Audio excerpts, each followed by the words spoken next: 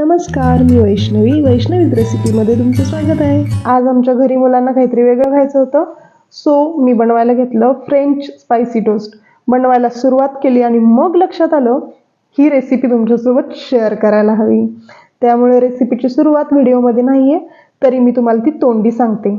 तर यासाठी सगळ्यात आधी मी घेतलं अर्धी वाटी दूध, त्यानंतर त्यात एक छोटा बारीक चिरलेला कांदा, 3 अंडी आणि बारीक चिरलेली थोडीशी कोथिंबीर टाकली. त्यानंतर यात 1 टीस्पून चिली फ्लेक्स, अर्धा टीस्पून मिक्स्ड हर्ब्स, अर्धा टीस्पून ओरिगॅनो घातले. हे ऑप्शनल आहे, सगळ्यांच्या घरी अवेलेबल असेलच असं नाही. सो याऐवजी तुम्ही यात अर्धा ते पाऊण चमच किंवा तुमच्या आवडीनुसार मिरची पावडर किंवा घरातले लाल तिखट घातले तरी काही हरकत नाही. त्यानंतर तुम्हाला आवडत असल्यास आले लसूण पेस्ट पाव चम्मच किंवा 4 ते 5 लसणाच्या पाकळ्या बारीक चेचून टाकू शकता. हे पूर्णपणे ऑप्शनल आहे. त्यानंतर हे सर्व बीटरने किंवा चम्मचने मिक्स करून घ्या. त्यानंतर एक खुलगट प्लेट घ्या ज्यात ब्रेडची स्लाइस बसेल आणि 1/3 म्हणजेच मिश्रणाचा तिसरा भाग या प्लेटमध्ये घ्या.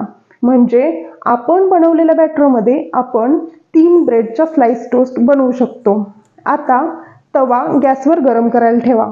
मग प्लेटमधल्या मिश्रणात एक ब्रेड स्लाइस ठेवा आणि व्यवस्थित डीप करा. स्लाइस प्लेटमध्ये पलटून टाका, म्हणजे दोन्ही साईडने व्यवस्थित डीप करून घ्या. पूर्ण बॅटर ब्रेडमध्ये गेलं पाहिजे. त्यानंतर तव्यात 1 चम्मच बटर, तूप किंवा तेल टाका. तुमच्या सोयीने काहीही वापरू शकता आणि मिश्रणात भिजवलेली ब्रेड स्लाइस तव्यावर काळजीपूर्वक ठेवा, कारण ती ओली असते त्यामुळे मोडू शकते. आणि मग कमी गॅसवर चांगली भाजू द्या. वाटल्यास झाकण झाकून भाजा, पण लगेच पलटू नका.